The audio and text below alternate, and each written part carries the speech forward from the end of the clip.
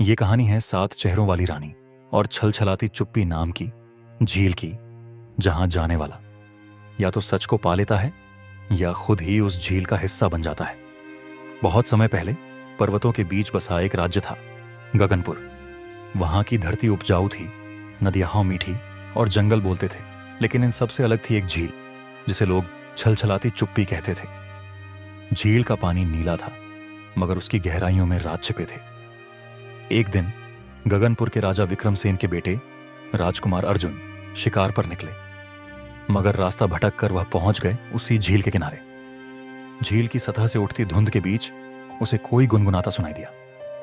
जब पास गए तो एक सुंदर स्त्री झील से बाहर आ रही थी, नीले वस्त्र, चांदी जैसे बाल और आंखों में दुख की झील। तुम कौन हो? अर्जुन ने पूछा। मैं वही हूं जो इंतजार करती रही बरसों से, स्त्री बोली। हर 100 साल में एक बार कोई मुझे देख पाता है, और फिर वो गायब हो गई। अर्जुन वापस लौटे तो बीमार पड़ गए। हर रात उन्हें सपने आते उसी स्त्री के, जो 7 अलग अलग रूपों में दिखाई देती। कभी रानी, कभी सेविका, कभी नागिन, कभी पथराई आंखों वाली बुद्ध, कभी विधवा, कभी बच्ची और कभी खून से लथपथ दुल्हन। राजमहल में सब घबरा गए। एक पुराने तांत्रिक को बुलाया गया जो जंगल में रहता था। उसने कहा, यह 7 चेहरों वाली रानी है। झील में शापित आत्मा है जो किसी राजा के प्रेम से मुक्ति पाएगी, मगर हर चेहरा एक छलावा है और सच्चा चेहरा कभी नहीं दिखता। क्या कोई उपाय है? अर्जुन ने पूछा। 7 रातों तक उस झील के किनारे रहो, हर रात वो आएगी। पर ध्यान रहे, हर चेहरा अलग कहानी कहेगा, तुम पर जादू चलाएगा।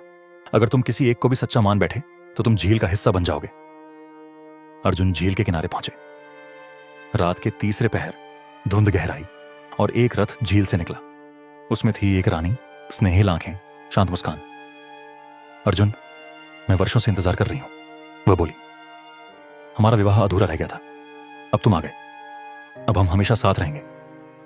अर्जुन का मन कुछ पल के लिए डोल गया, मगर उसने सोचा, यह तो पहला चेहरा है, यह शायद सत्य नहीं।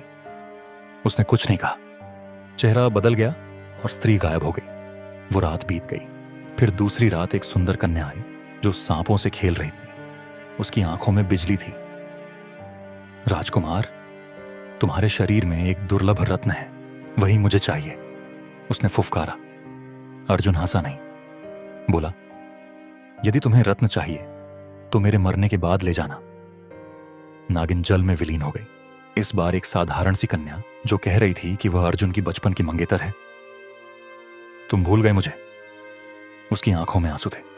उसकी बातें सच्ची लगने लगीं। अर्जुन आगे बढ़ने ही वाले थे कि झील का जल उफन पड़ा। रुको, अर्जुन ने खुद को रोका। यह तीसरा चेहरा है और हर चेहरा छल है। चौथी रात एक स्त्री आई जो खुद को अर्जुन की मां कह रही थी।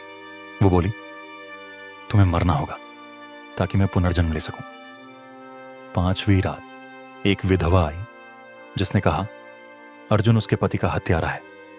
हर रात अर्जुन की मानसिक शक्ति की परीक्षा हो रही थी, मगर उसने एक बात सीखी, हर चेहरा अर्जुन के मन के डर या लालच से जुड़ा है। एक मासूम बच्ची आई जिसकी आंखों में आंसू थे।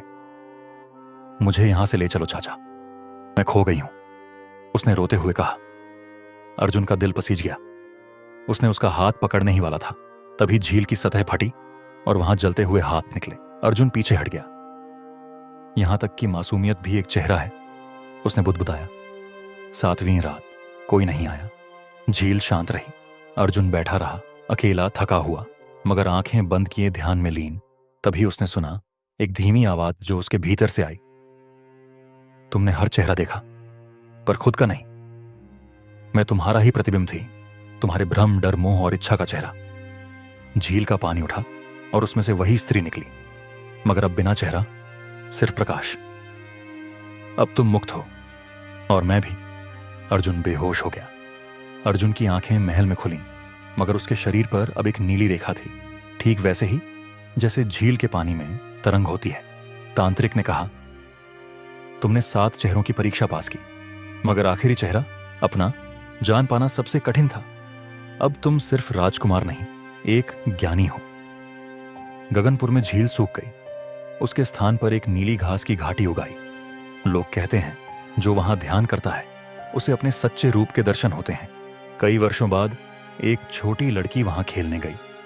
उसने नीले फूलों को छुआ और कानों में एक आवाज आई, क्या तुम मेरा अगला चेहरा बनना चाहती हो?